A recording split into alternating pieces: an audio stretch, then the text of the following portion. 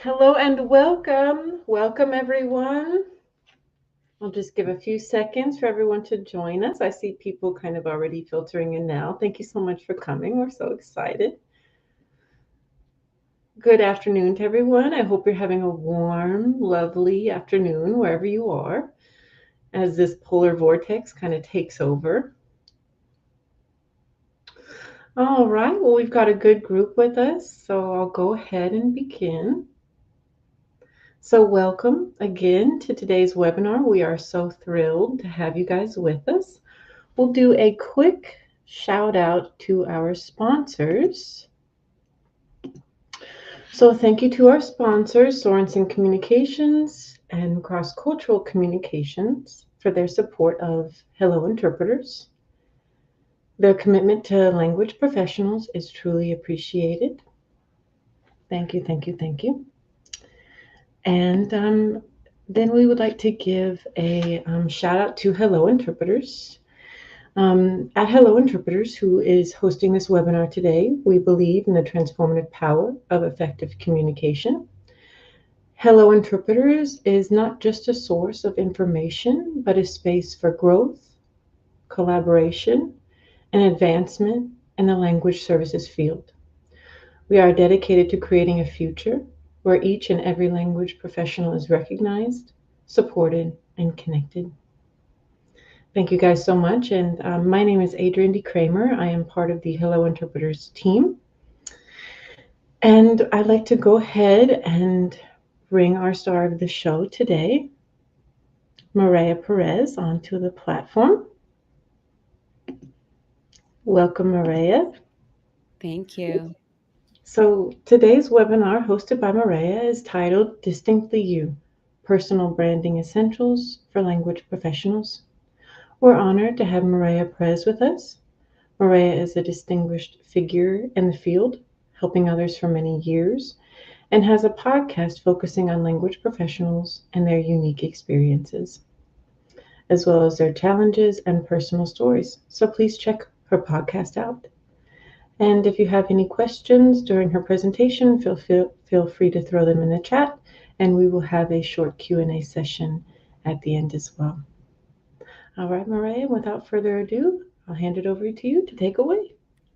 Thank you so much, Adrienne. Much appreciated. Hello, interpreters.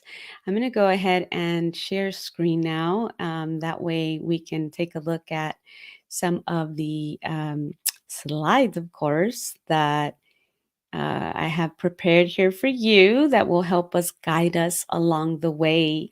So, as Adrienne said, um, today's presentation is all about you, actually.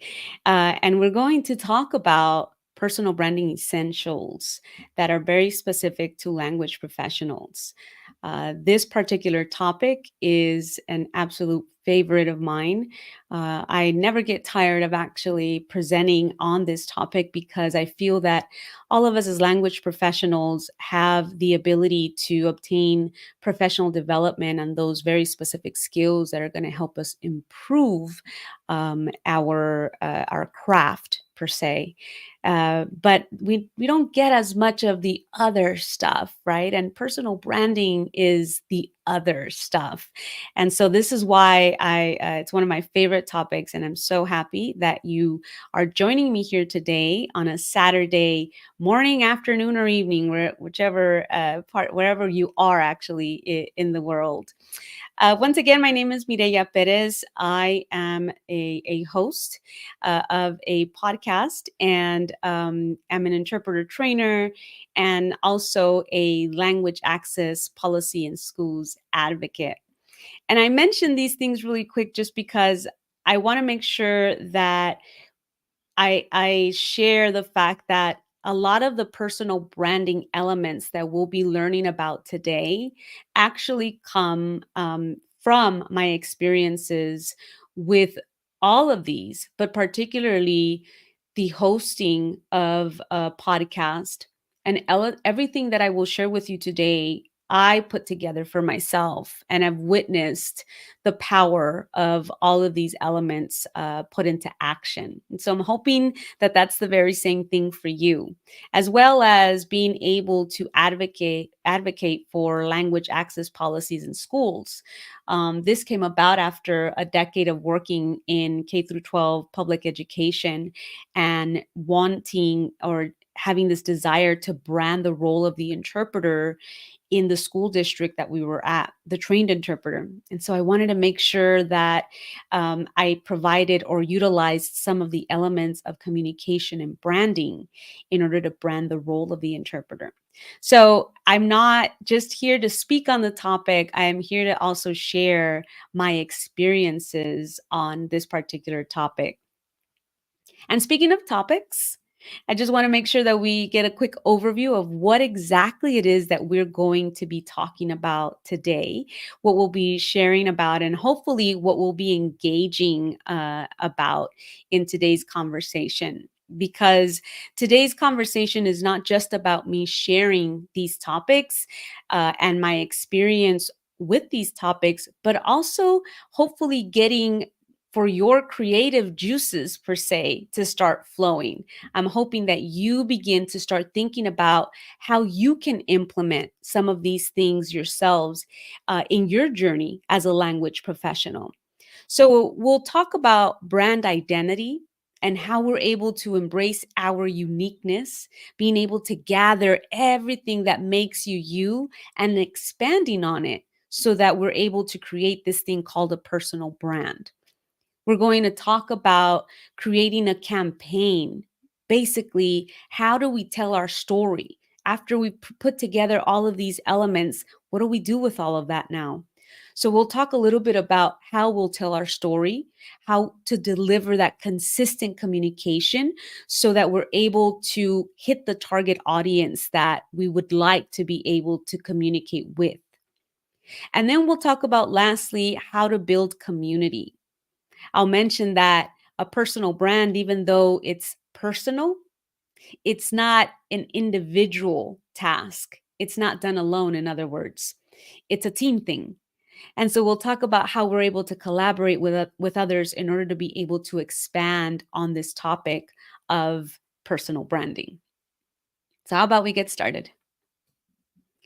First and foremost, let's just get a general idea. What is a brand? So, what is a brand for you? And here's where we'll begin to engage on this conversation together and this journey together. So, if you would be so kind, for those of you that have the ability to chat and add some comments to the chat, feel free to add in your own words. When you think about the word brand, what comes to mind? What are you thinking when you think brand? Or what connection do you make when you think of the word brand?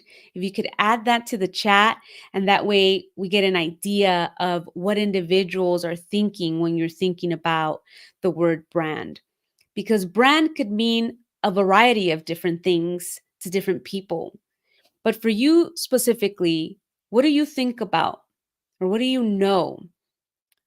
What comes to mind when you consider the word brand?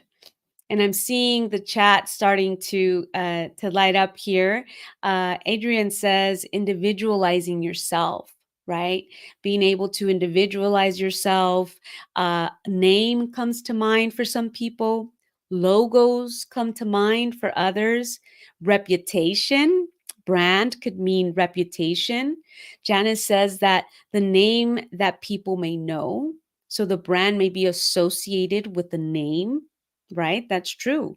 Specialty, Mary says that it could be potentially specialty. When you think about brand, you're thinking about what is that specialty that that brand represents, right? Or reputation or authority in a specific space, Katrina says, or the field.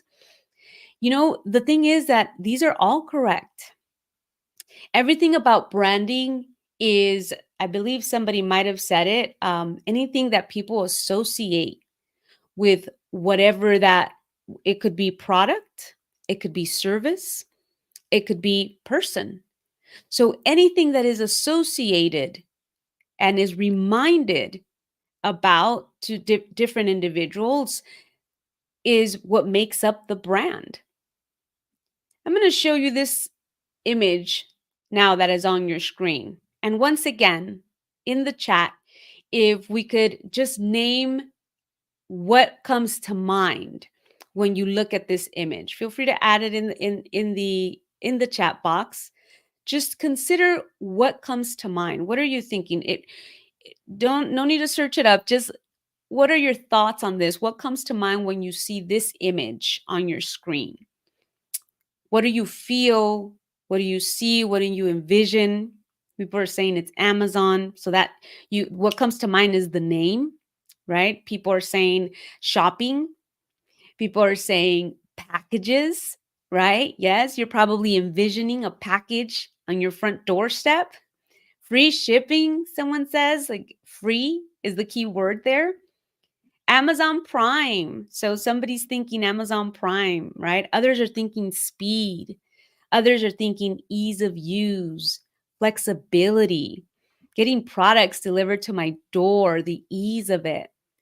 This is what we're thinking about immediately as we're seeing this image on our screen.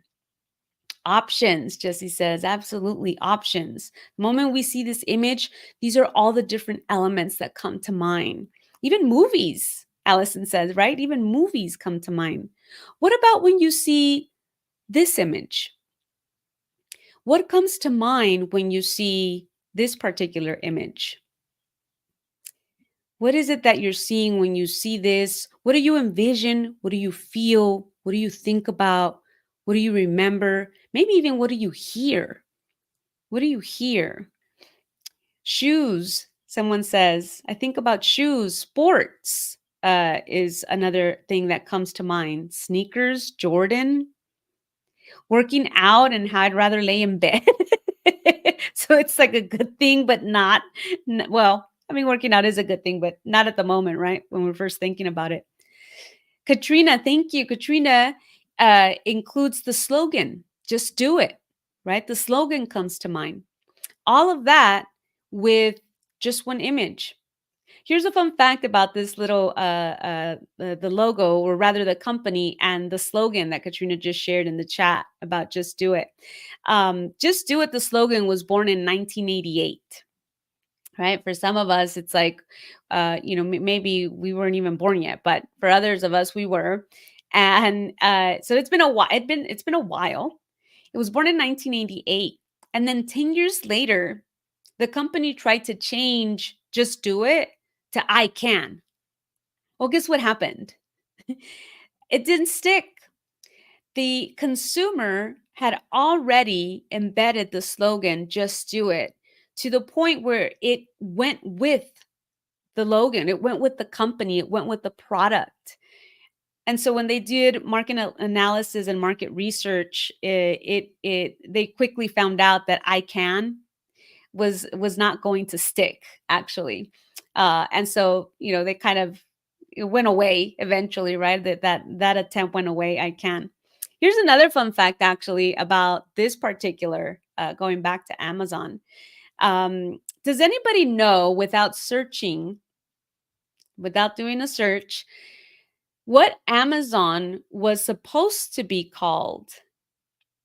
Does anybody know what the original name for Amazon was supposed to be? I'll give you a couple seconds to see if anybody, without cheating and doing a quick search, couple seconds, add it in the chat, what Amazon was supposed to be originally. Nope. 1, 2, 3. It actually was supposed to be Cadabra. Brandy, we're at the same time. Yeah, it was. You're absolutely right. It was supposed to be Cadabra, as in abracadabra. But when Jeff one day said it, an attorney, I think he was speaking with an attorney, so goes the story. The attorney understood it as cadaver. And so the story goes, 1 year later, the Amazon name came to be, because he definitely did not want it associated or misunderstood for cadaver. And so Cadabra was let go and Amazon was born. I want you to keep to I want you to keep this story in mind, excuse me, and the one about Nike as well, when we go into what that means for us as individuals when we're creating our brand. Yeah, Bezos Kingdom, absolutely, Michael. What about this particular image? What comes to mind when you see this particular image on your screen? Feel free to add that to the chat. What is happening here? What do we see? We're thinking coffee. Do we smell anything? Do we see anything? What are we seeing aside from, yes, we know that this logo represents coffee, but what else? Allison says expensive. So this logo is associated with cost, with price, right? Current events, Olivia says. So we're able to see things that are happening potentially or associated with with current events.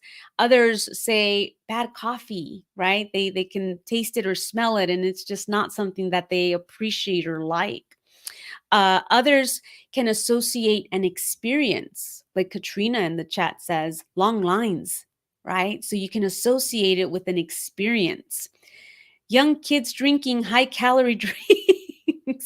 That's so true, Katrina, as well. You know, you're already thinking with one image on your screen, experiences of potentially others and what is happening with them when they encounter the product or the service. I hope you're able to see what's happening here. What we're able to do with simply identifying with a logo, in this case, an image, all of the different things that is representative of this particular image. We can see that there is no need for these specific companies to tell you what it is that they offer or what product it is that they offer or what they sell. See, Amazon with this logo doesn't need to tell you, hey, we sell things online, right? It's because of the presence that they have been able to establish throughout a specific length of time that individuals now associate their name. In this case, of course, because they're big companies, we're talking about logos, their image. They're able to associate all kinds of different things depending on their experiences, maybe, or depending on other people's experiences, particularly with online reviews nowadays.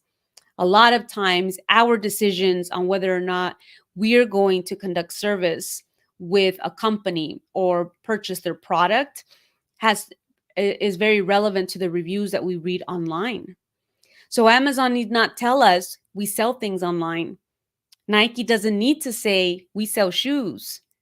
And Starbucks, of course, doesn't need to say we sell coffee in order for you to associate coffee with the Starbucks logo. Or shoes, Nike shoes, or Jordans, even more specific, with the swoosh symbol, one swoosh symbol. And we're able to remember not just the name of the company, but the services that they offer. So it's very important that we understand that these brands are able to stand out in the images, I mean, in the minds of individuals because of their consistency, because of the information that they send out to their consumers. And it doesn't necessarily need to stay stagnant, as in their image stayed the same since 1988 up until 2024. And that's why we remember it. There is a consistency of service, a consistency of quality, a consistency of even the provision of the type of services that they offer. Doesn't mean that it's the only type of service, because as we all know, Amazon started just with being an online bookseller. Does everybody remember that? They wanted to sell books online, and that's not where they stayed. We know that is the same thing for shoes and for coffee, or rather Nike and for Starbucks. It's not the only things that they sell, but they did start out with one specific service. So when we talk about a brand, when we're talking about branding, we're talking about what we're offering is embedded in the minds of our consumers or the people that we want to do services with. So for our understanding, when we're talking about personal branding, I'd like for you to look at it as the process of creating a unique name and image, establishing a significant and differentiated presence for you as your name. It need not be a logo. That is not where we're heading right now. We're not talking about necessarily brand. A personal brand means I have to create a logo or I have to create a catchy slogan in order for individuals to be able to remember my service. What we're wanting to do currently is establish ourselves in the consumer's mind or with the people that we are wanting to do business with so that they remember who we are and associate certain services, experiences, products, all of those things that you mentioned when you were seeing the images before are the same things that we want to be able to have people resonate with when they hear our names. We want people to think about when they hear our names. If they hear the name Katrina, what are they thinking about after they hear the name Katrina? Are they thinking about a significant and differentiated presence as a language professional in the industry? So think about those things because it's very important when we're thinking about our personal brand that we're thinking about what is being thought of when individuals think about our personal brand. One of my favorite stories growing up is the story of Alice in Wonderland.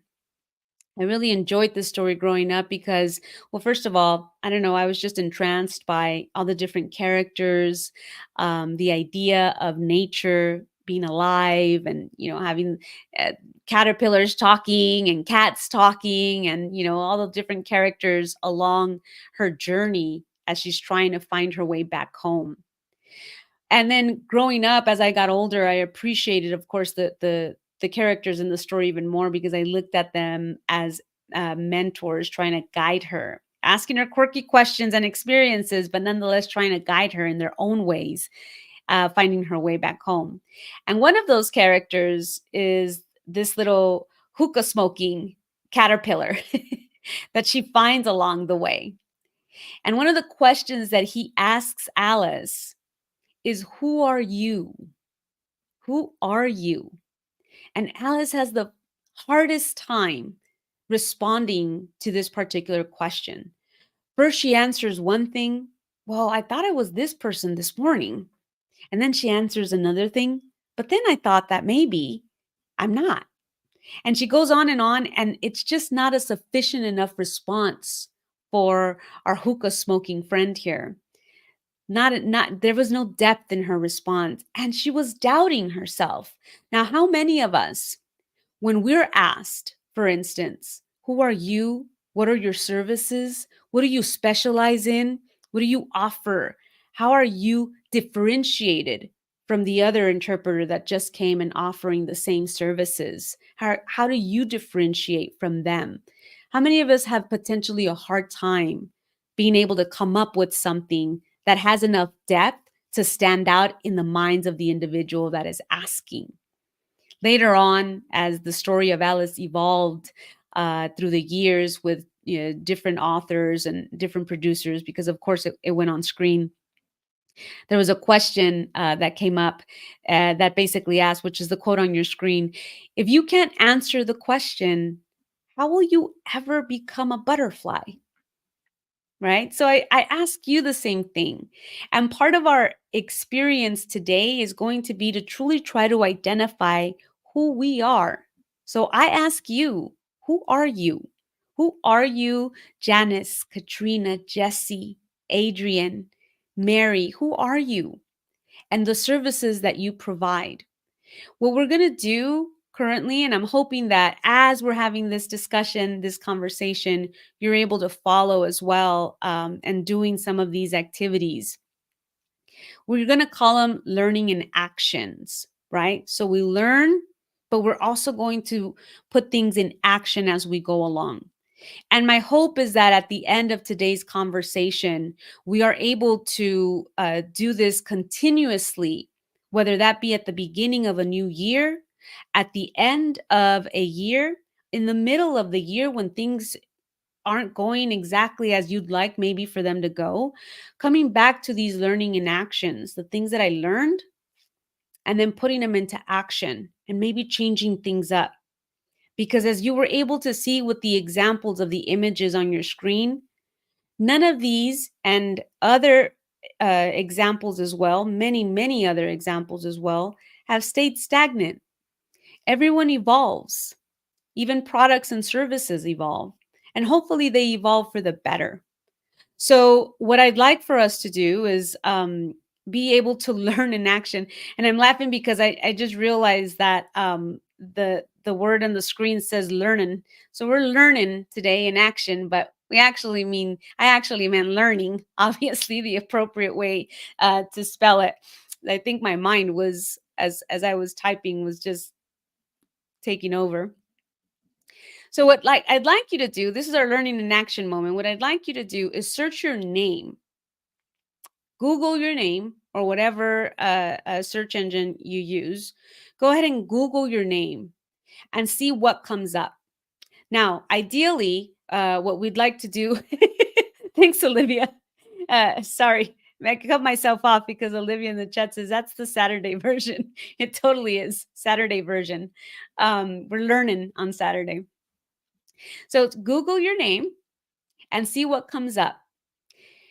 And then I'd like to go even further. So here's how this is going to work. You're going to search your name and see what comes up, and you're going to write it down.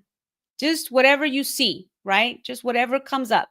Maybe it's nothing. Maybe it's not me. I search my name and that's not me. It's other people. Or, it's obituaries sometimes that come up. Whatever comes up with just your name alone.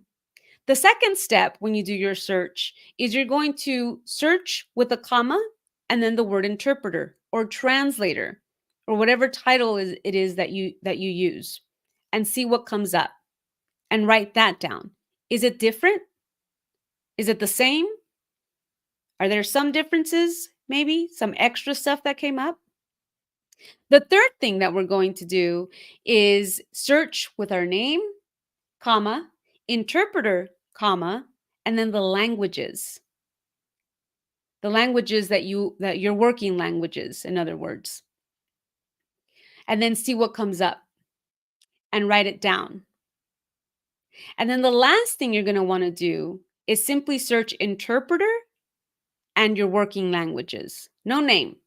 That fourth one is just generally, because you're going to get a feel for what is out there with those very specific words without your name being included. And this is going to give us a baseline, basically. So for right now, I know that these are 4 steps. So the other 3 steps you can do during your own time you're doing a little bit of research on this, who am I out there, right? So what we're going to want to do is be able to just do a little, get a baseline of where we're at currently. But for our intents and purposes, for this particular discussion, let's go ahead and add in the chat with just your name what results come up. And if you could just tell me in the chat what you're seeing. Are you seeing nothing associated with you? Are you seeing maybe your LinkedIn page come up? What are you seeing when you do a search? Shu says that his LinkedIn came up, which is important, and we're going to talk about that towards the end. Brandy says it looks like her social media. Brandy spelling it differently. Mary says nothing. And then there's therapy and writer. And I don't know, Jesse Scott, if that's associated with you or if that's another individual. therapy and writer. Michael Albert says a socialist author in California. I don't know if that's you, Michael, or not, but as you can see, we tend to see some similar things with just the name that is associated, right? Similar things, as in we have our name is similar to other individuals, but it doesn't necessarily represent who we are. And I'd like for you to get a baseline here, because it's important for us to understand that if people search our names, if they don't know us at all, and all we're doing is my name is, then, and someone's interested in finding out more about you, what is going to show up when they search your name? What if they don't have your website or your phone number to call you directly, or your email for some reason? Or better yet, remember those reviews that we talked about in the beginning? What if they're wanting to get a feel for who you are online? What does she get to talk about? Or what does she offer? What does she present? How does she introduce herself online? How does he push out information? What does he specialize in other than the languages that he works in? So it's super important. Michael Michael Albert, yeah, it's not associated with your name at all. Lisa says obituary, right? There's an obituary, which that's not what we want. We don't want somebody to think that we're no longer around either. So this is why we need to get a grasp of who we are online, who we are as individuals, and what do we want our name to be known, or rather be associated with. Your brand, your personal brand, is what other people say about you when you're not in the room. So if we go back to that activity at the beginning of today's session, and those things that came up in the chat as you were reading them, as individuals were typing them and including them in the chat, that is an example of what other individuals say when that person or that product is not in the room. That is your brand. That is your legacy. That is what you are leaving behind. So for instance, the Amazon, we saw fast service, movies, we saw deliveries on my front porch, ease of ordering. All those different things are associated, a lot of them positive, maybe a few negatives. When we went to the Starbucks example, for instance, a lot of that, we want to make sure that our audience recognizes what we offer. But then, of course, the experience, we could offer all kinds of great things and have bad experiences for people, or people have bad experiences with our service. So some people said in the chat, it's expensive coffee or high calorie coffee for our youngsters, or sugary coffees. All of that is the stuff that people, you as consumers, are saying about that product or that service. So the personal brand is the same thing. And this one, actually, it's Jeff Bezos that was quoted in saying this. Your personal brand is going to be everything that people say about you in the room. Now, if we go online and we see that there is nothing out there with our name associated with it, you've already got it made, because that means that we can start with a clean slate. We can begin by introducing how we want people to see us, whether that be online or whether that be in person or when we're not in the room, because people will search us up.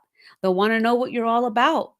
And the first things that come up are probably going to be, they say that the first 3 pages of the search results are as far as individuals will get to sort of come up with, an analysis, or come up with a conclusion of whether or not they'd want to do service with you. Anything past that, no one is really doing that much of a search, unless they're looking for dirt on you.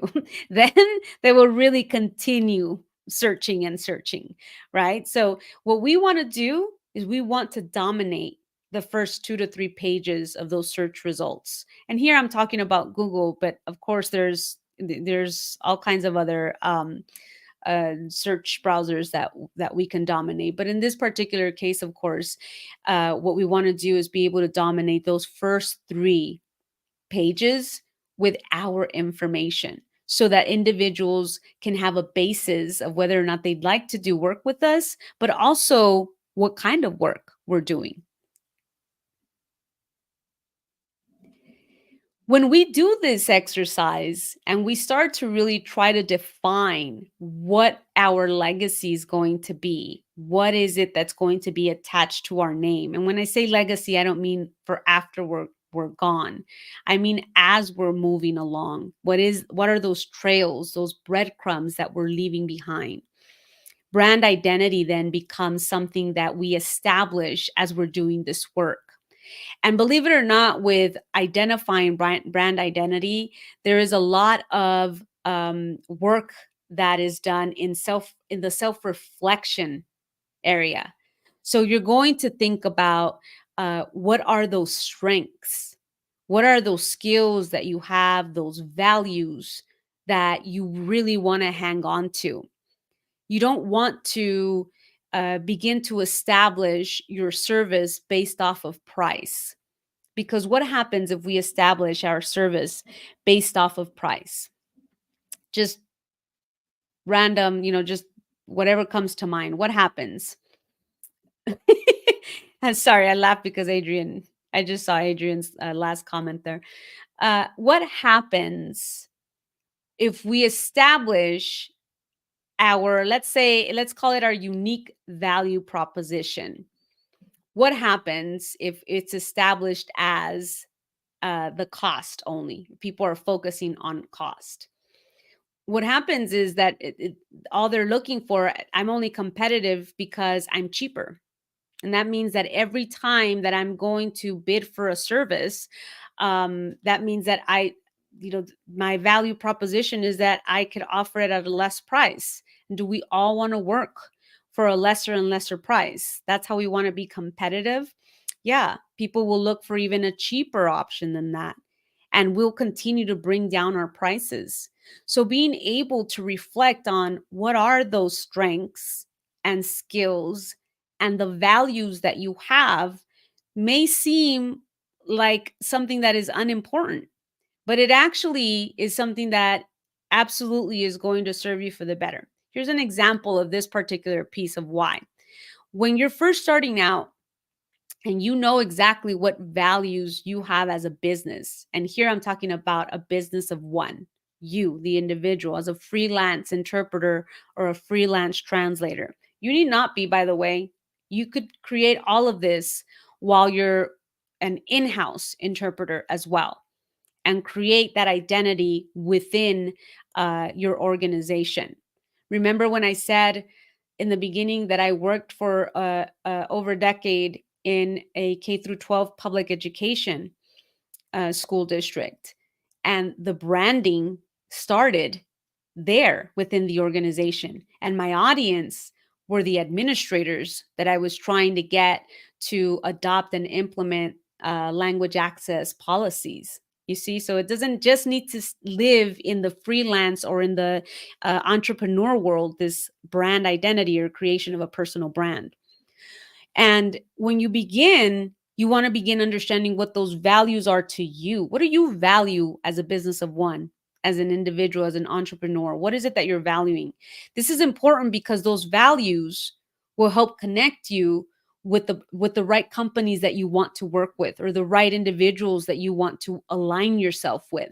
If these individuals don't share your same values, that is, if one of your values is training, let's just say, right? The professional interpreting training, then you're not going to want to associate with a company that doesn't value training or professional development, or that doesn't value trained interpreters or certification.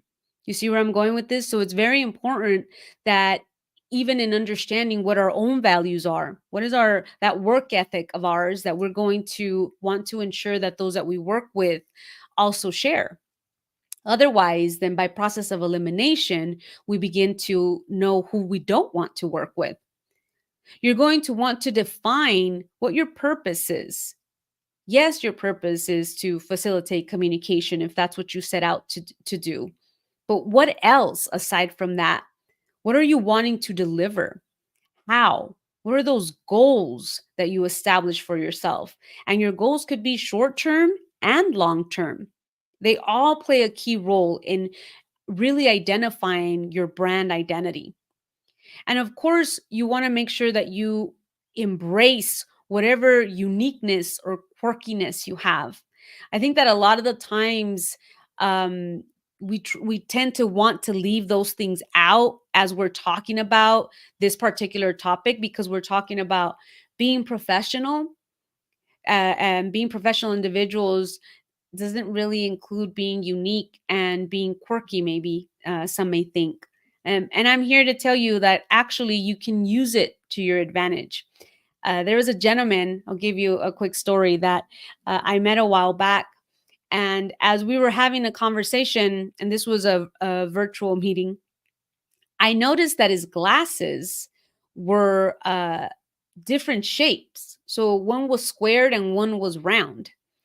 And I thought, "Oh, that's interesting. I wonder if he did that on purpose," right? And it just it kind of stuck. It kind of stuck, that his glasses were or his frame rather, were both different. Towards the end, I did ask him because it got the better of me. Like, is that on purpose? The frame, like, and he says, "Oh yeah, like long time ago, whatever." He tells me the story, and I thought, wow, that's a really great way of branding yourself if you utilized it in that way. uh well, guess what? A couple of years later, guess what his logo was? I thought that was super amazing that he was able to utilize that, and it could have been potentially because people mentioned it a lot, such as myself. Is that on purpose? I really like your glasses. That's really unique, right? That's really different. And one day, as I'm scrolling through social media, I see this logo, no name connected to it. There is no name to the logo. The little image of the glasses. Again, the frame, one square, one circle.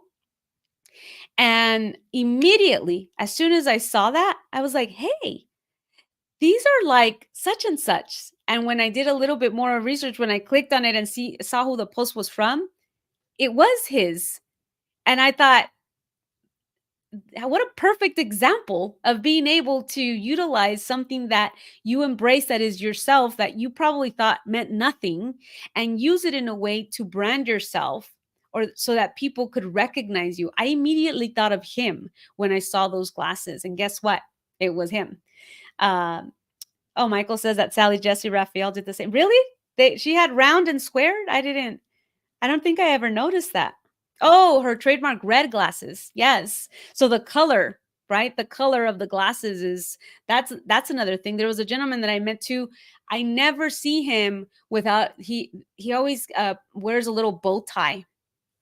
Different, different colors and all kinds of stuff, but there's always a little bow tie on him. And for me, if I'm trying to explain or try to tell someone about that person, I always try to do the visual stuff. So it's like, oh, yes, the gentleman with the bow tie. So all those little things are quirkiness that sometimes we don't think are related, but could totally be related. If it brings your name to mind, then that's a positive, and we can use that to create a brand identity. It's the same thing with the products and the services and organizations when they put things together. They do something visual because obviously we want to make sure that visually individuals remember there's an image that is associated with the name or the product. So this is why the logos. But again, we're talking about major companies. These are companies that have set out to become big companies, very likely since the beginning. That was like their purpose or their goal, to become major companies. And therefore, the image piece was something that was of particular importance to them. It wasn't Jeff Bezos, even though your name is associated with the company eventually. It was the company owned by or under a specific individual, but it's the company that they're trying to push out. So the visual component is very important. For us as individuals, as entrepreneurs, as businesses of one, the image is going to be us, the people, the person, and the name. So if someone hears the name, they might visualize what you look like. This is why something as quirky as maybe funny looking glasses or a bow tie or red lipstick or whatever it may be, not red lipstick for males, of course, but unless you want to, um, might differentiate you or keep you top of mind for individuals. Now, I'm not saying that it must be you must wear a yellow shirt all the time so individuals can remember, oh, it's Mireya, the one with the yellow shirt.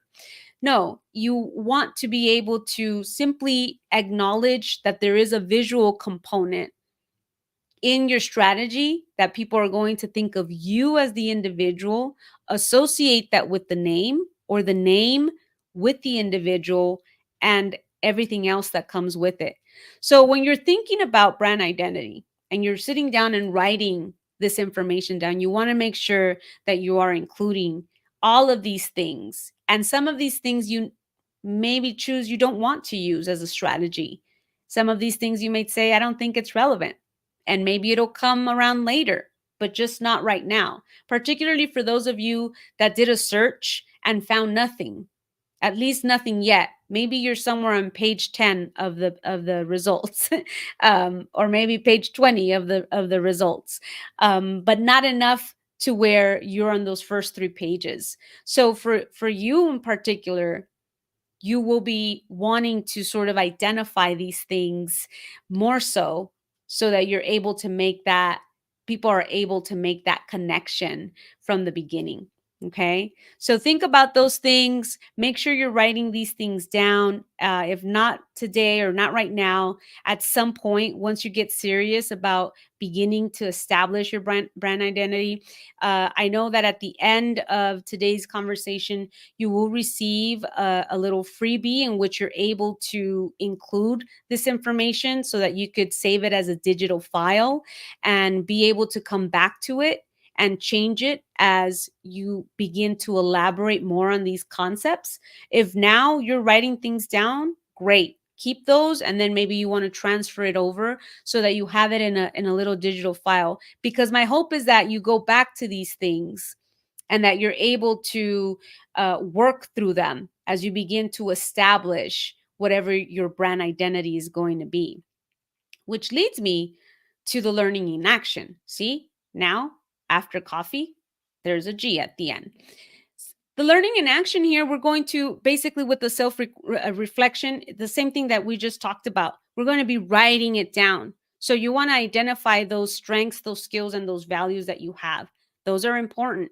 But we also want to break down what your experiences are.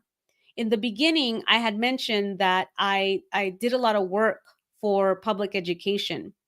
And as I started my journey into entrepreneurship and really separating myself from being in-house into working on my own, that was one of the things that I brought to the table, was that I had over a decade of experience in interpreting and in public education. I understood the internal processes of perhaps many educational systems. I can't say all because they all differ, but many educational systems. And I knew that I wanted to bring that to the table, not necessarily because I wanted to become an expert in interpreting in education, but because that was something that I could be recognized for.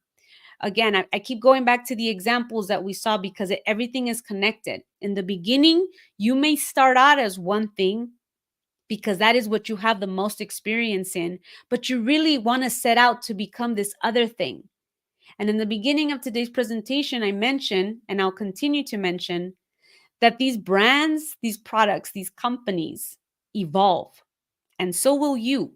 So will your personal brand. As you evolve, your personal brand will evolve. So don't get stuck on the fact that, but I don't want to be known as that, or I'm trying to transition into a different area. What we're wanting to do currently is establish presence. Remember that presence that we talked about with those 3 examples of the companies? We want names, our names associated with our products or with our services first. And then we can add on, just like Nike added on different products, just like Amazon added on different products, and Starbucks and many other companies that did the same thing. But they start with one thing to get their presence out there and then expand. So bring in all your other experiences. Really try to define what is the purpose for you as an entrepreneur, as a freelance interpreter or translator. What is your purpose and what are your goals? And then, of course, as we talked about, what is maybe that unique value proposition that we're offering? Write that down. What is that unique value proposition is basically going to be what differentiates you. What do you think differentiates you from others? Somebody said when they did a search in Google, it wasn't them, it was someone else. So that's going to be an issue sometimes. You're going to look for your name, and your name might be a common name. And there's somebody that has been working pretty hard in establishing their personal brand online. And that might be something you identify as you're doing your research. So now you're going to have to sit down and really think about, is there some other way that I could potentially brand myself so that I'm differentiated from this other individual? It possibly could be. Doesn't necessarily have to be. There was one, well, I'd rather keep one to myself. Never mind. I was going to use an example, but maybe not. So again, learning in action, that means that we need to sit down and actually do this work.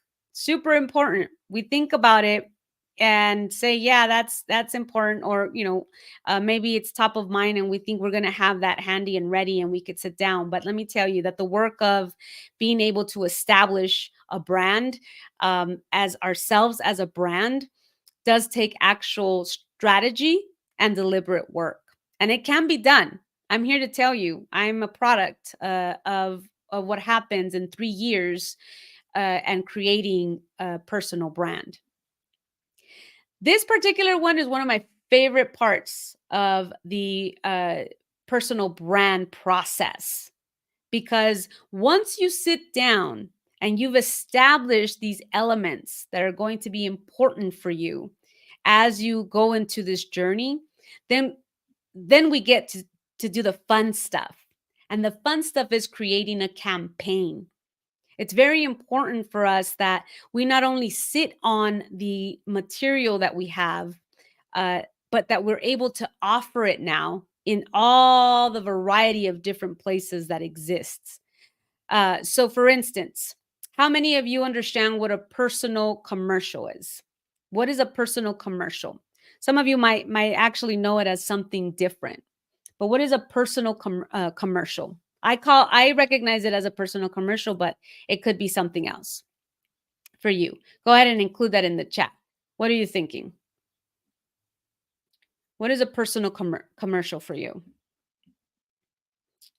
I'm going to wait a couple seconds here.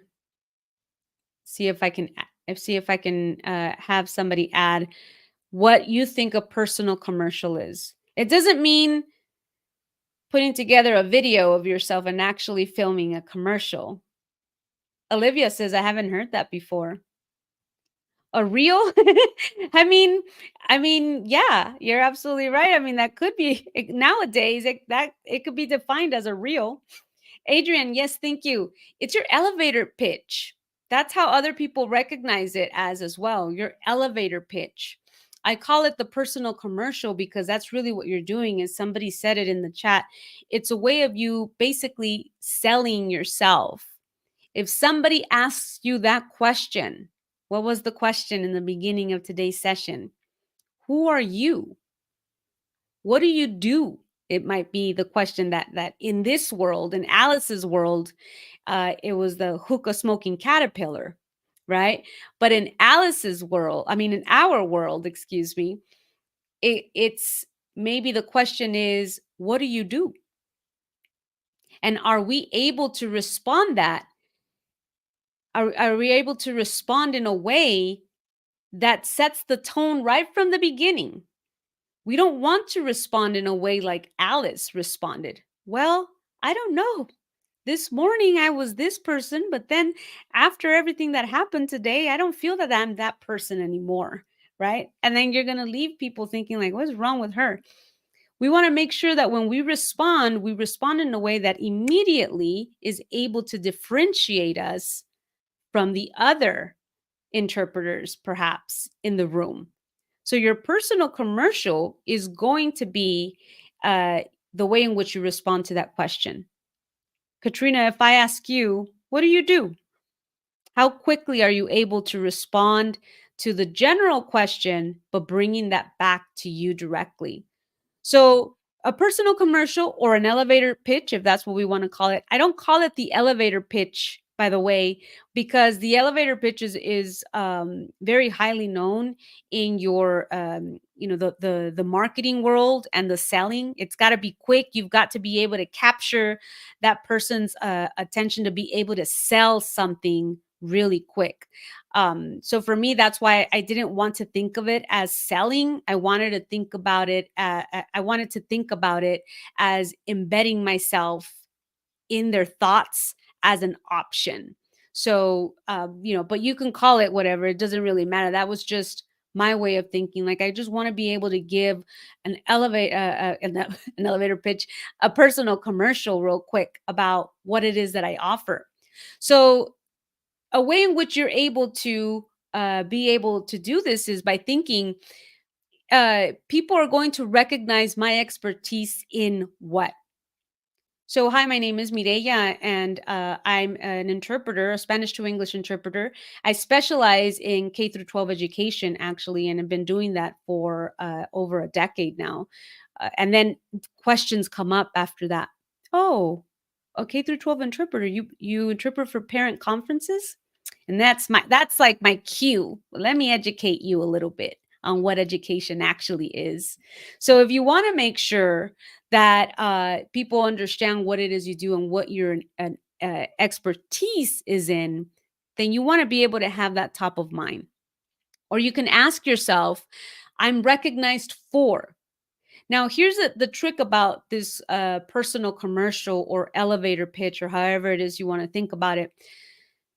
You can add the responses, meaning you could fill in the blanks in these sections here, either with your current experience or how you would like to be recognized as in the future. So in this particular prompt, it says, I'm recognized for. What would you like to be recognized for in the future or currently? When you sat down and you wrote down those lists of your strengths and your experiences and your skills, I'm really good at this. Like I feel like I am better than most people, not everyone.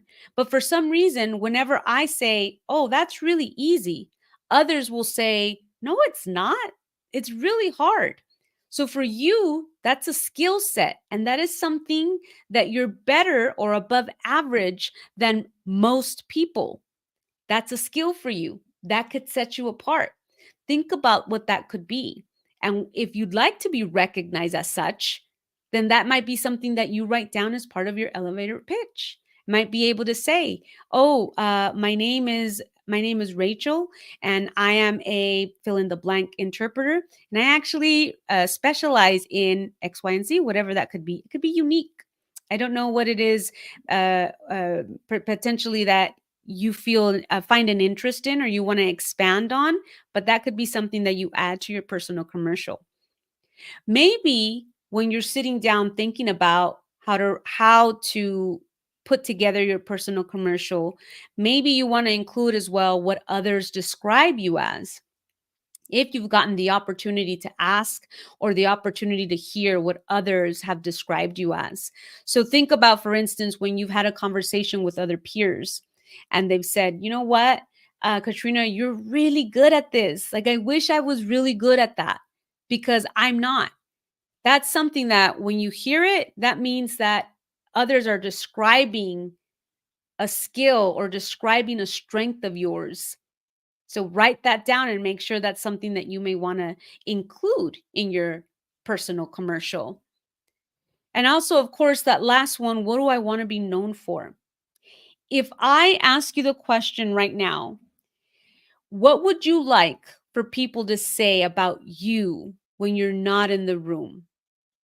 What would that be? What would you include currently? So go to your chat, go to the chat right now and add. Just like you saw that image of the different logos of the companies in the beginning. If someone saw your name or heard your name, oh, have you heard of Darla? Or do you know Darla? What would you like them to follow that with? Include that in the chat.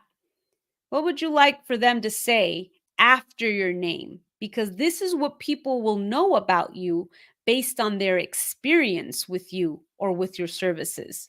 Go ahead and do that right now, just so we can get a feel for what you would like people to hear or people to know or people to say about you when you're not in the room. Feel free to add that to the chat right now.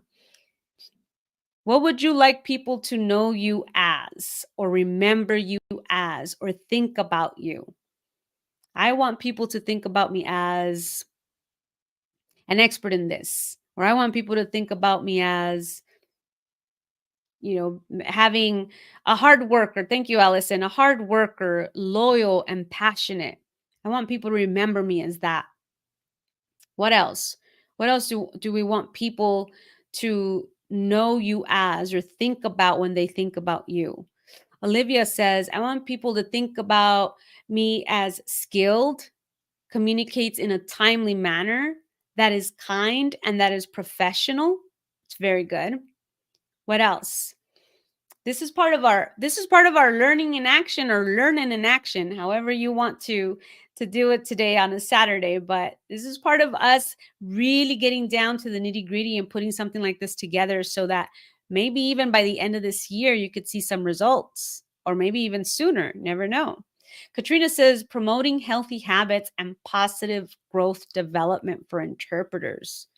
That's pretty specific. So you've been thinking about this for a while, Katrina. That's excellent. So when someone says, um, "Have you heard of Katrina?" Like, do you know Katrina? Do you know Katrina Arias?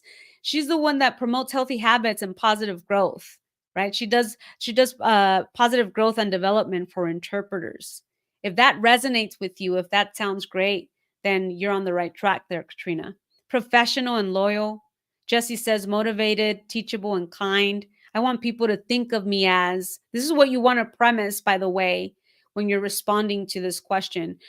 I want to be known for, or I want people to think of me as, I want people to think of me as flexible, professional, team player, passionate, motivated.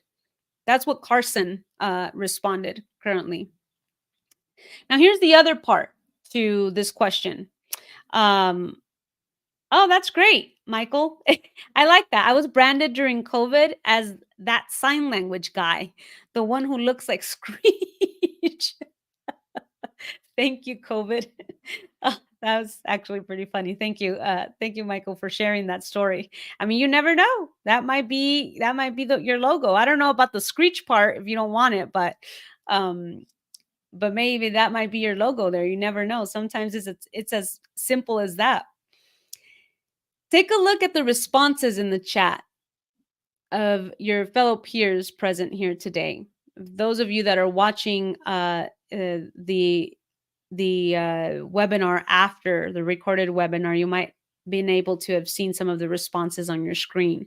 But for those of you that are here live today, take a look at the responses and tell me, are we finding or seeing something that is unique in the responses? Maybe something quirky. I know I'll remember Michael Albert's story. That was something different. But are we seeing similar responses, or are we seeing something that is unique to us as individuals? This is why it's called a personal brand. And this is why I love this topic so much, because it really makes us think, do I want to be the professional, reliable, dependable interpreter? Because everyone else is wanting to do the same thing. I think that by default, if we hang on to our values and our work ethic, that is who we will be. People will think about us in that way. But what we're wanting to do is to establish a presence. So how do you differentiate from the other personal, professional, reliable, and dependable interpreter?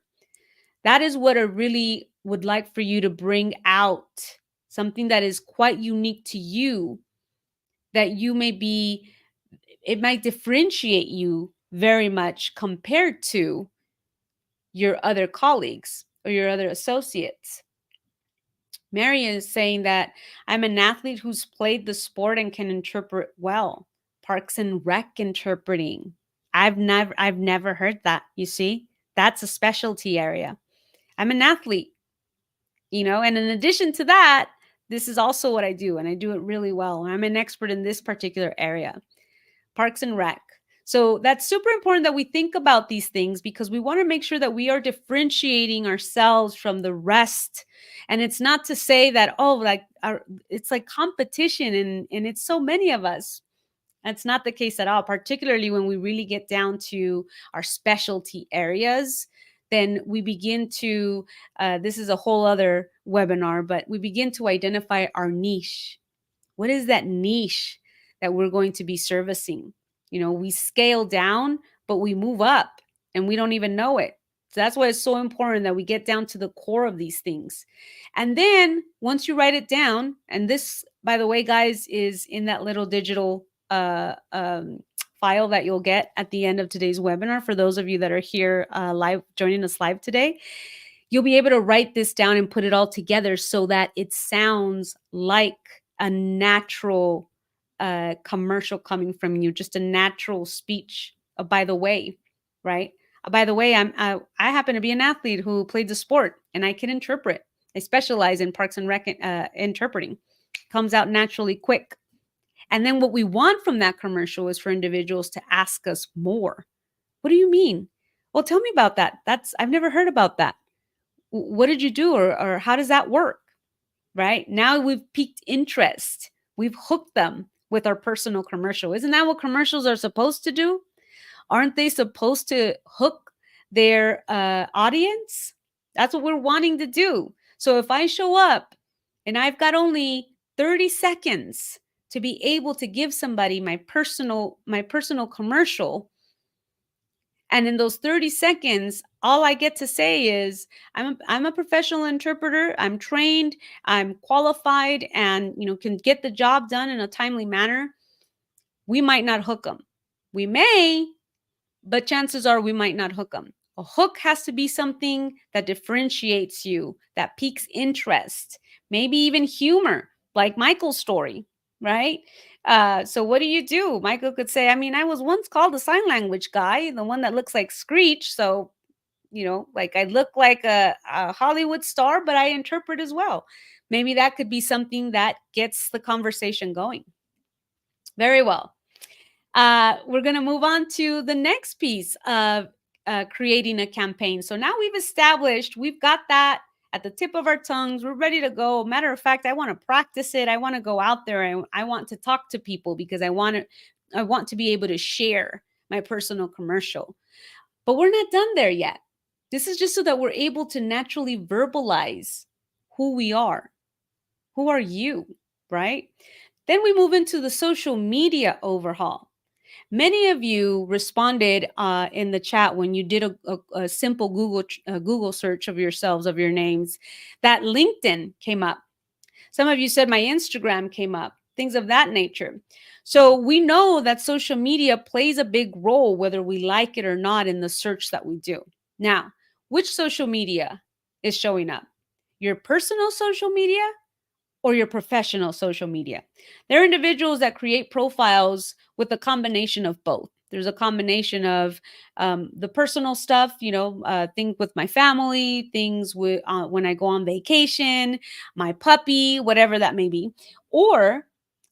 and in combination with posts about their profession, about the work that they do, which is fine. But I would strongly have you consider creating something that is very specific to what you do, to the professional side of you. Because, well, first of all, you don't want your family and maybe your mom commenting on your post and, oh, sweetie, you're doing such a great job. Proud of you. Maybe you do. I don't know. Maybe you do. Maybe you're totally okay with that, which is fine. But if we begin to create maybe social media that is aligned specifically to our profession and what we do, particularly if we recognize what that specialty area is, we can begin pushing out content that is aligned with all of these different specialties that we offer, right? Or maybe a specialty that we offer, and we're able to create content and be able to expand on the content. And most importantly, we're able to connect with the audience about this content, right? So your social media overhaul can be new because you're going to create something new. Maybe you want your name aligned with the professional image. It doesn't have to be all social media platforms, by the way. If that's something that you find overwhelming, thinking about keeping up with all the social media platforms, it does not have to be. You can choose only LinkedIn. Let's say that LinkedIn has been dormant for a number of years because you've never really figured out how to engage with that social media platform, right? You don't know what to do there. But lately, you've been hearing a lot of individuals that are showing up on LinkedIn, and now you want to do an overhaul there, or you want to come back to it and sort of be able to start fresh, include more images on there, or provide information about what it is that you specialize in. The platform formerly known as Twitter, now X, maybe is a place where you would like to expand more of your thoughts and your professional experiences. Facebook is another place. That's a really great place also for even networking with very specific interpreting groups. There's a lot of groups on there. A lot of us aren't necessarily on Facebook, but if you find Facebook an easier platform to navigate or to utilize because it's maybe user friendly, then you can start there. But of course, like that one, there's Instagram as well. I think there's a new one. What's the new one now? There's a TikTok that I didn't include on lists, and Threads, of course. Yeah, thank you, Michael. And Threads. So we've got that one as well. I mean, in terms of choices, you've got plenty. The point here being is we want to be able to create what we call a digital footprint, or what's called a digital footprint. So when you do that search, these are things that are coming up about you, the professional. There could be sometimes what happens is when we're pushing out enough content on social media, when people do searches for specific keywords, and if we're, let's say, using hashtags correctly, then our posts are coming up. Let's say that you continuously use the sign language guy, the sign language interpreter guy, right? That as your hashtag. I'm just making this up. As your hashtag, and someone is looking for a sign language guy, that sign language guy, and you will come up, and they are able to find you a lot quicker or know a little bit more about you thanks to that. But aside from social media, there's also the ability to put information together on a website or a web page. If you've ever been considering potentially the thought of maybe a blog, if that's something that interests you, because this is where you can put thoughts down somewhere, or experiences down somewhere with a little bit more depth than a limited character post, then maybe consider putting together a website or a web page. Now, a couple key things to mention here on the website, web page, and social media elements. Social media is great for networking. It's great for expanding your audience, and it's great definitely for creating a digital footprint.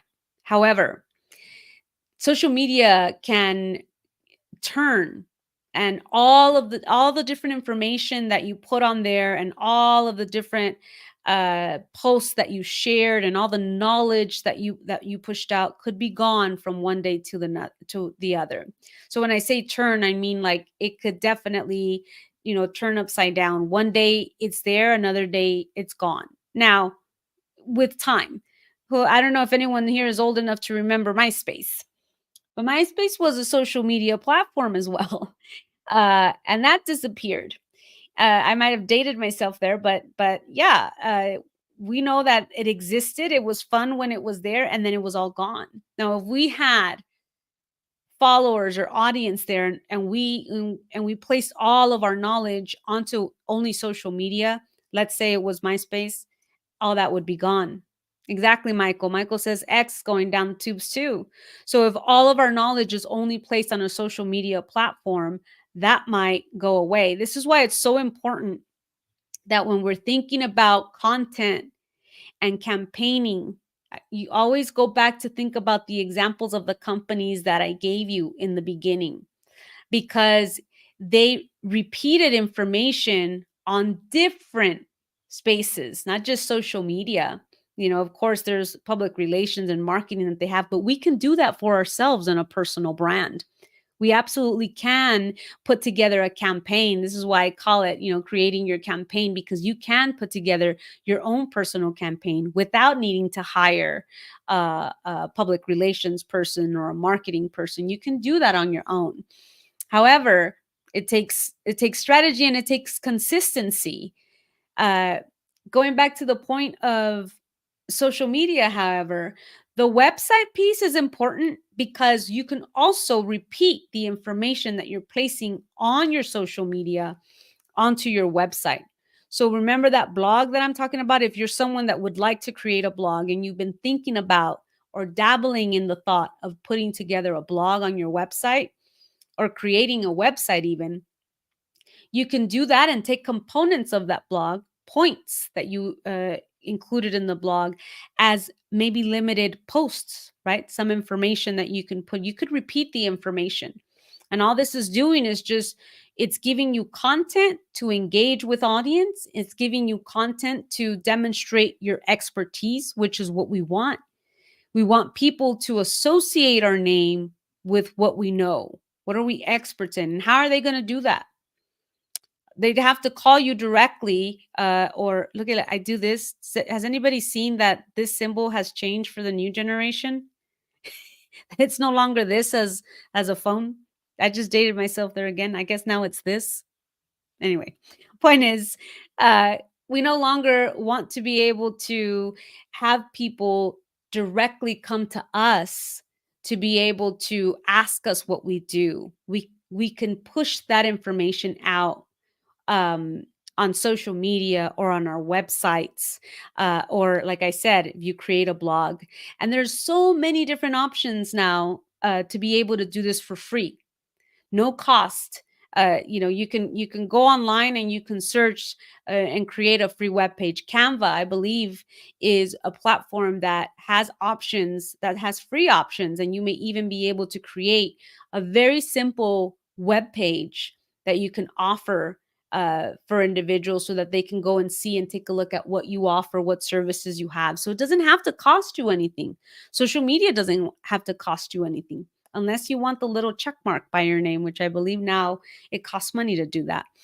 But it doesn't have to cost you a thing, and you can still create enough momentum so that individuals can find you easily and identify your services and what you do.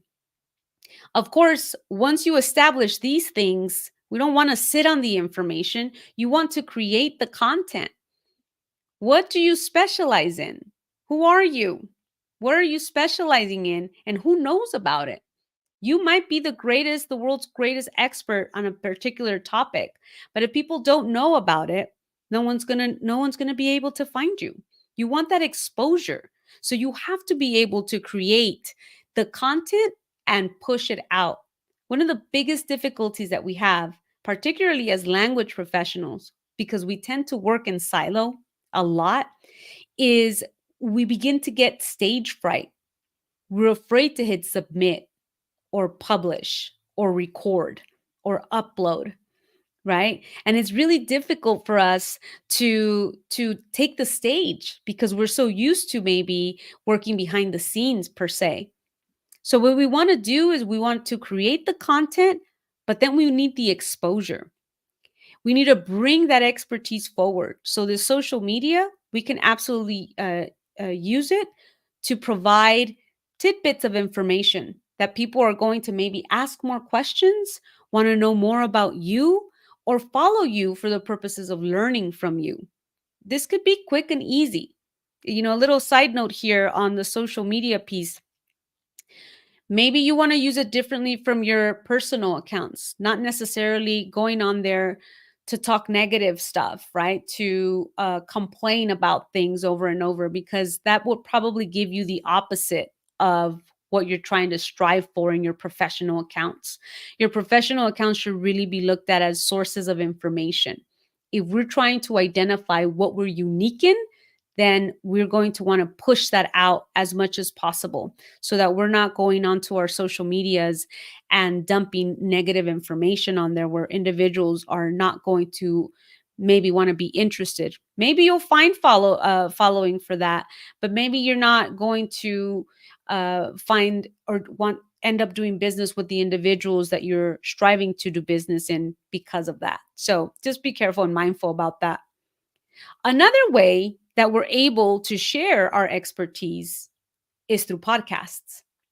So here's the thing about podcasts, guys. I mean, it's such a great audio only way of being able to be able to talk about your services, right? And the podcast is doesn't have to be strictly on podcast about interpreting or about translating. Think about when you think about podcast, what areas maybe that you specialize in.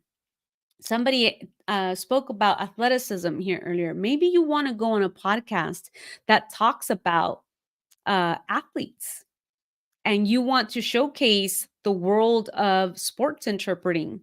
And so you pitch your personal commercial to a podcast host that talks about sports. And now you've got the ears of individuals that have perhaps nothing to do with translating and interpreting. They're in the world of sports and had never heard of a sports interpreter or a Parks and Rec interpreter, I believe was the specialty, and they're hearing it now for the first time.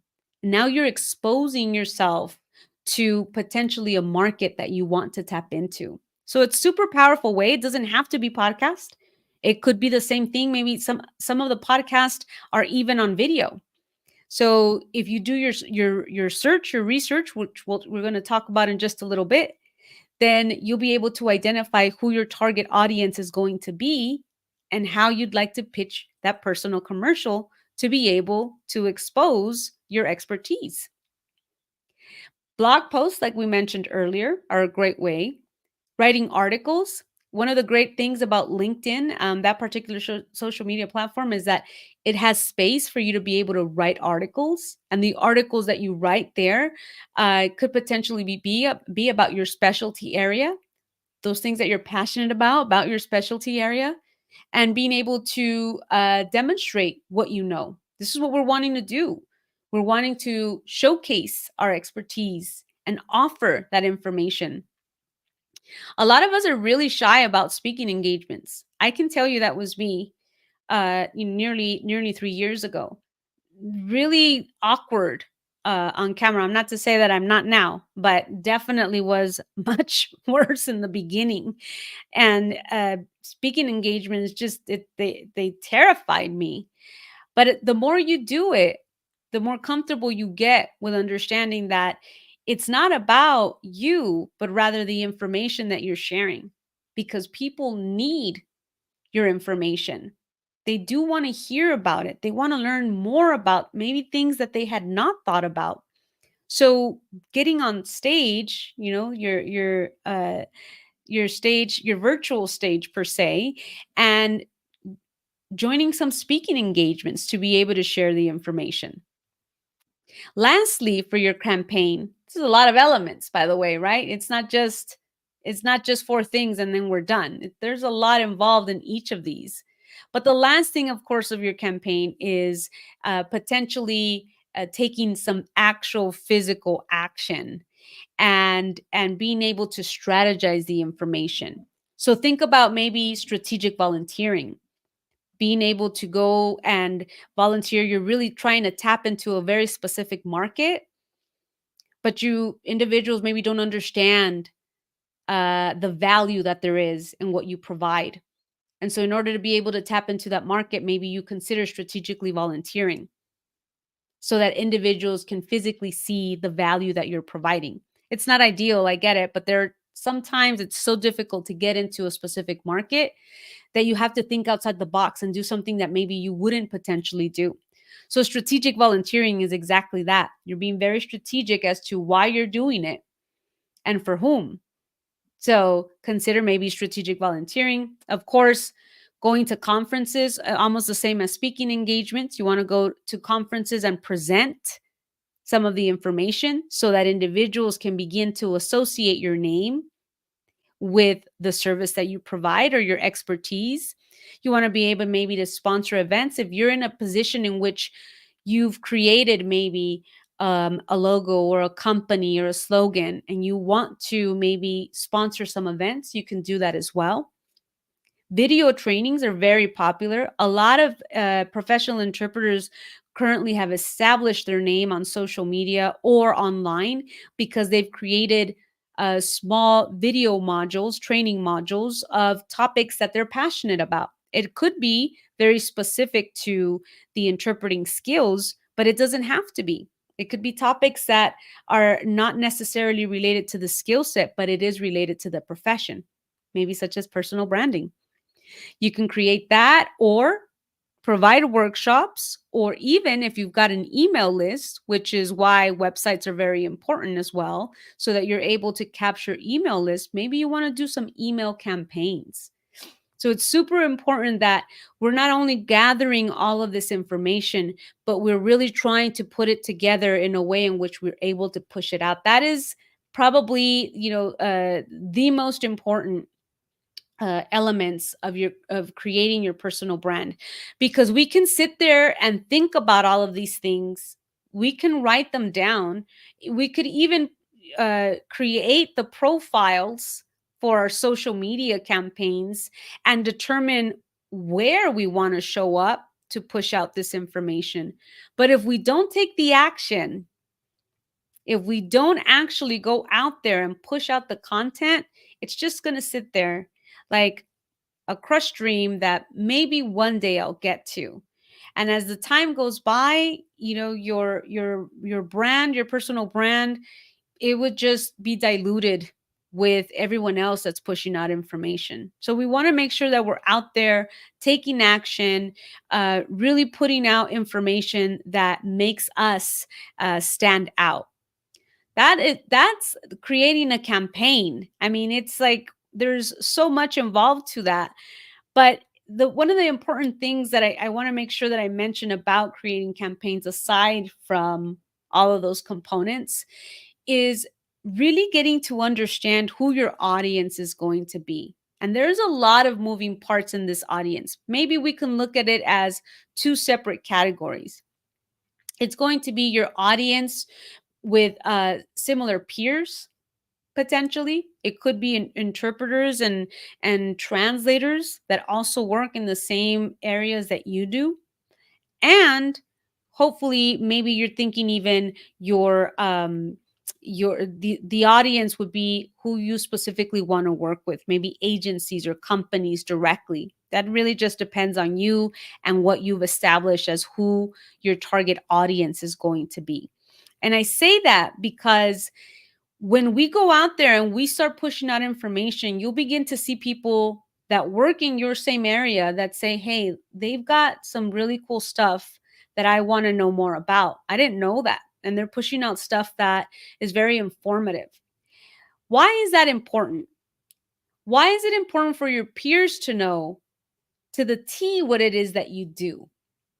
And I say to the T as a way of saying, like, to the point of being very specific as what it is that you do. Why do you think that would be relevant for peers to even know what you specialize in? Let's just say, what could they do? What could they potentially do for you if they knew what you specialized in, the kind of work you did and what you specialized in? Include it in the chats. What do you think in the chat? What do you think, why it would be important? Why would it be important for peers to know what you specialize in? Brandy, thank you so much. Brandy says because it would expand your niche and spread your name as a source or an expert. Katrina, I mean, you nailed it. Absolutely, yes, as well.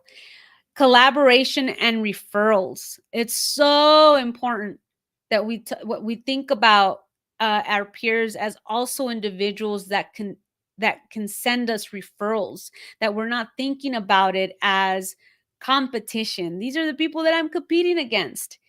If we specialize in something and we're looking specifically to personalizing our services in a way that is unique, then no, it is not competition. People are going to actually think about you for something very specific. I'll give you an example of how that happened for me personally and how I've seen it happen for others as well. There's been individuals that have, when they think about, hey, we're considering uh, putting together some information for interpreting in education. Guess whose name has come up as a result of that? And that has allowed me opportunities that I did not seek, that I was not necessarily out looking for, but it has provided me at least with the option of participating in something other than. And that's super important because it it tells you that you've been creating a personal brand that is very specific so that individuals are able to refer you as well. This has allowed me participation in projects that I never set out to necessarily be a part of, but the personal brand or the branding aspect along the way supported me in that. And now, thanks to some of those, or if not all of those elements that I've been sharing with you today, individuals have been able to refer me for very specific projects. There's other interpreters that I work with that are also have the same working languages, but they don't necessarily specialize in that particular field. They're excellent and will maybe be experts in components of legal, in components of court, specialize in components of medical. And notice that I'm saying components of, because we're not embarking everything. Even those categories you can get very specific with. If you are, just an expert in, let's say, I don't know, I'm just going to throw something out there, cardiology, for instance. And that is like your niche topic, and you're really good at that because you've been working with that particular topic for years. Then now you've got something to add. You're not just a medical interpreter. Now you're a medical interpreter that specializes in cardiology. And now bring that to your specific area with your specific languages. You see where I'm getting at here? So it's very important that we're able to communicate that with our peers and identify what channels of communication we're going to be using. So the channels of communication could be your website and or those social medias platforms that we talked about earlier. When you're trying to understand your audience, you're also going to want to create an avatar. Now, that is a completely different webinar as well, because there's a process for that. But the basic elements of creating your customer avatar is literally going to be even drawing a little stick figure, and around this stick figure, identifying what are those elements of your ideal client look like.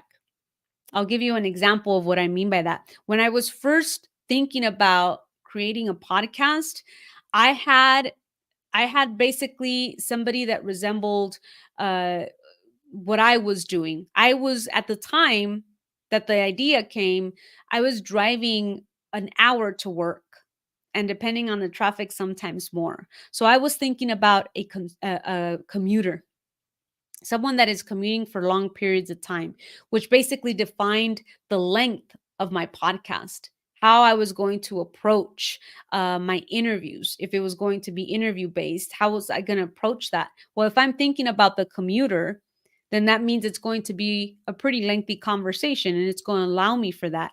It helps define my services because I'm thinking about my consumer. In this case, I'm thinking about my audience, my listener, right? So we want to make sure that we're thinking about who our audience is going to be for the information, and that we're really trying to narrow that down. Write that down as well. Develop your customer avatar. You want to create that unique value proposition. How do you differentiate from the rest in the room? If there were a group of 100 interpreters with your specific working languages, all the same, how could somebody differentiate you? How could someone point you out in the room and say, "Oh, Trenda, she's an expert in this," right? So we want to think about what that unique value proposition is going to be. We want to create the content. And then the most important thing possibly is being able to come back and measure how well we're doing with what we're doing, or assess what we're doing. And you can do this at the end of the year. You can do this mid-year. You can do this 3 months later. You can start searching once you start really getting strategic with the content that you're sharing, or if you found that you're in momentum and you've been doing a lot of work behind the scenes, and you go online and you search, and suddenly now you're popping up in page 4, instead of page 10. That means that, hey, we're doing something good here, and we need to keep doing it. You want to make sure that you're measuring or assessing how it is that you're doing. I'm going to share with you another little story before we come to the conclusion of today's webinar. Not too long ago, there was a social media post that someone in my network engaged with, and so it ended up popping up on my feed. You know how that works, right? The algorithm that you don't necessarily have to be connected with the individual, and so it shows up on my feed, and it was basically an individual in the language industry that they had just had it. They were burnt out, exhausted. They felt that that they've done everything they possibly could, and business was simply no good. And the post was basically about why they were choosing to leave the profession. It was a lot of negative, but you could also read a lot of desperation and sadness in that post, that they just were jaded, for lack of a better word, with the industry, and no longer wish to stay in the profession. Now, we could assume that indeed the individual tried everything that they could possibly do and still received no results. I The question I that came up as I'm reading this particular post is, how often did we stop to assess if what we're doing is working? Because if we're stopping potentially to assess years down the line, we're just doing, like working in an assembly line, and not checking quality, not checking results, not addressing issues, then we may end up like this particular individual, burnt out and jaded at the end, because we haven't assessed our progress. So, this piece, when we're understanding who our audience is and we're creating content and we're going out there pushing out our campaign, it's going to be really critical in order for you to be able to determine if what you're doing is working. And if it's not working, what should we do? If we see that something that we've put together and we're doing it with consistency, that's important. That's like the key word. We're doing it with consistency, is not working. What should we do then? What we want to do is hopefully do a bit of a pivot, or maybe even change the strategy a little bit, or expand or narrow. The point being that we want to make sure that we continuously are looking for ways in which we can differentiate the strategy if it's needed. If it's not needed, if what you're doing is working perfectly for you, then you continue doing the same thing and expanding on it so that it continues giving back, right? The very last piece of your personal brand. Little did you know that there's a lot of work, right, involved in creating a personal brand. There actually is, but all for good, I promise you. The last piece is building your community. You want to find your tribe. And what I mean by that, if you look up tribe in, let's just say you do, an internet search, and the images, you go to images, it's very likely that you're going to see a community of people together, working together in unison, doing something for the good of the group. You want to build that community. You want to find who your tribe is. So you want to share or find people that have a common vision. And by this, I mean the vision could be anything. It does not have to be strictly translation and interpreting related. If that's what TNI stands for, by the way. I've been surprised actually how many individuals in the profession don't know that. It's come up a couple of times, but if you're working in the translation or interpreting industry, then this would be not. It doesn't need to be related. Excuse me, to um, that specific profession. You can find your tribe in someone that likes it, that is interested in business, that is interested in one of those other interests that you have, so that you're able to expand. Maybe your tribe is a group of teachers because you specialize in education, and that's who your people are. That's where you go and you hang out with. So you want to be able to build that community, and the community does not have to be translation or interpreting related. You want to make sure that you attempt to collaborate in different projects. When you collaborate with different projects with different community members, whether that is in the language industry or not, then it allows you the opportunity to share the successes of that project, and of course, it increases your visibility. So if someone ever says, "Hey, Mary, would you be interested in supporting us in this?"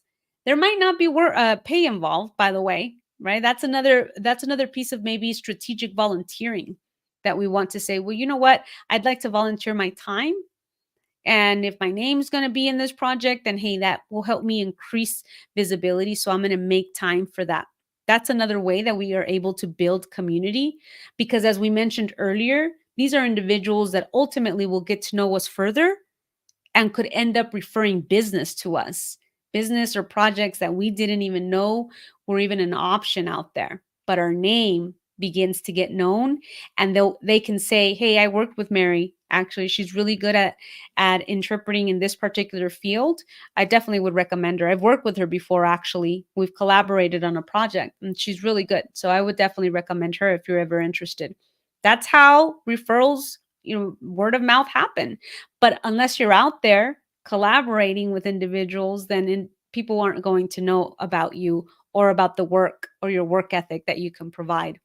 And of course, needless to say, join a professional network. Absolutely, be a part of any professional network. It again doesn't have to be TNI related. If it is, that's great. But if you want to, maybe try joining a professional network in a topic that you really like. Something in business, maybe, or something in education, something legal, something medical. There are so many different associations that you can become a part of. It's just really about taking action and getting involved. That is what working or building your community is all about. Who are going to be your people that are going to help you expand? There's a power in numbers. So you want to be able to look at those areas of interest, join an association, maybe a membership association, Maybe the study buddies that you had before in order to pass your certification might be good people to tap into. Join masterminds. Those are always definitely helpful and great for us to be able to explore further. And of course, social media. If you are on social media, it's just a great way of being able to make connections with other individuals. There are many people that I know, uh, and they're all social media. I've never met them in person. But yet, whenever we do, if we meet up in a conference, we feel like we've known each other for quite some time because of our connections on social media. And these are individuals, I can tell you from my personal experience, that have actually sent projects my way based on our social media relationship or friendship or networking. So it's definitely, there's a power in it if you are able to do it strategically.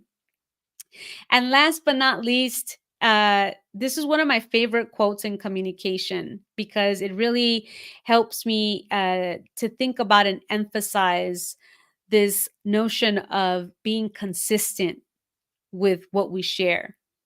Just because you share it once or you tell a person once that you're an expert in, or that you're really good at that, or that you specialize in this, does not mean that they're going to remember that years down the line. So according to George Bernard Shaw, the single biggest problem that's supposed to say in communication is the illusion that it has taken place. And that means that we tend to think as individuals that when we push out one piece of information, one social media post, which we spent maybe 2 hours trying to put together so that it sounds just right, exactly the way I want it to sound, so that, when I'm checking for errors and doing all that, and before I hit publish. And once we do it, we're thinking that's it. Everybody's gonna know I'm the expert. And then silence, there's crickets. No one even likes the darn post. So it could potentially be, and then we get frustrated and we want to throw everything away and say forget it. No one's even out there listening. But this illusion that communication has actually taken place, meaning that we sent out information and that the information was received, can only happen with consistency and repetitiveness and that desire to continue in spite of the response. I told someone one time when they asked about, yeah, I've been thinking about creating a blog post. I said, well, what's keeping you from creating it? Well, I get like anxiety from publishing it and thinking about the fact that how many people are going to be reading what I have to say. And I thought, well, what makes you think that the very first post, there's going to be that many readers?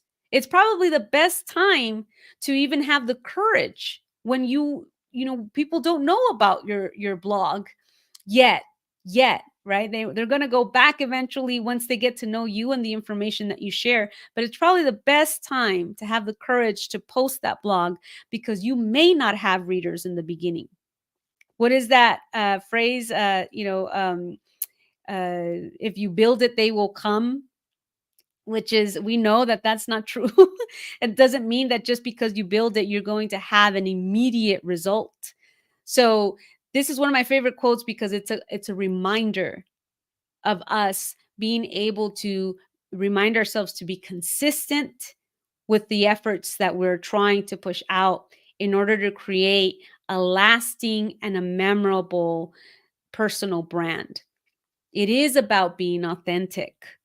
It is about finding your own voice. This is why it's called a personal brand. It is about you. And it has a lot to do with you telling your story, a story that individuals are going to be able to remember you for and associate your name the same way in which you associated experiences and feelings and thoughts, whether negative or positive, to those images that you first saw in the screen when we first started. A personal brand is about what people say about you when you're not in the room, but it's created by us. A personal brand, if we allow it, will maybe potentially uh, would be things that people say about us, but only as a result of what we pushed out or maybe didn't. If someone says, "Do you know who such and such is?" No, I've never heard of them. Hopefully the other individual can say, "Oh, look them up. They're really great at this." And that way you begin just a way of telling your story, of sharing what you're unique with and unique in, and individuals are able to associate you with that specific story.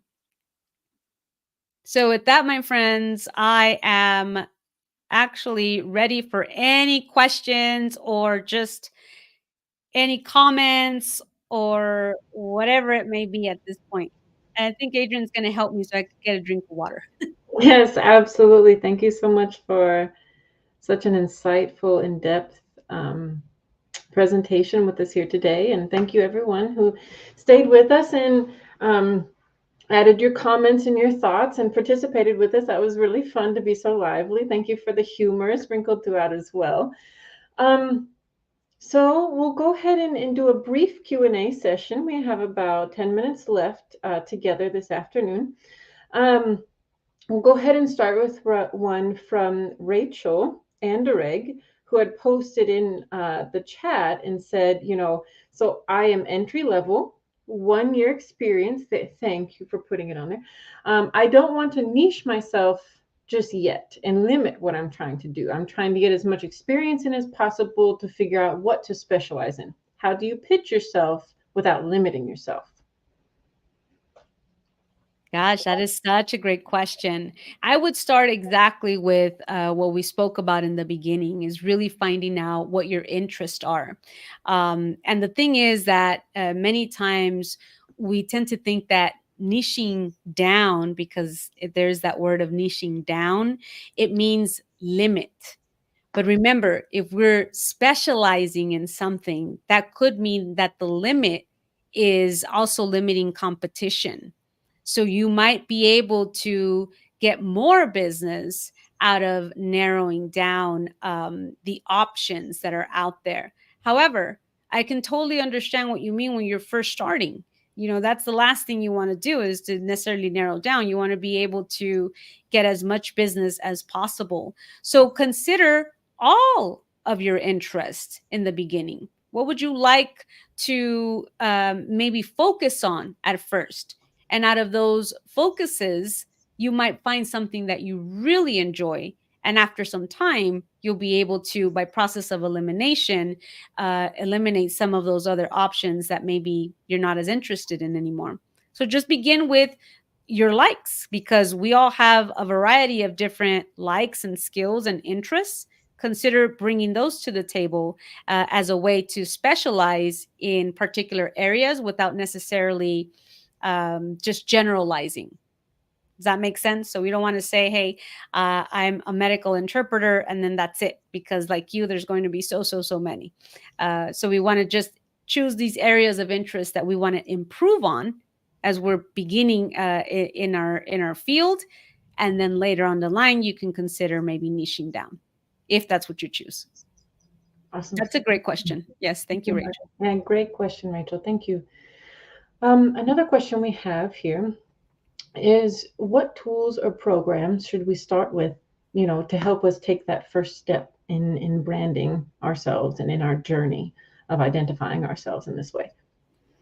I'm I'm always going to pitch this idea of utilizing social media in a strategic way. Social media can, it does have its negatives, obviously, but if we're able to utilize it strategically to support us in our profession, you can definitely say that it is one of the components that is super helpful, and it's free, and we're able to create this digital footprint out there.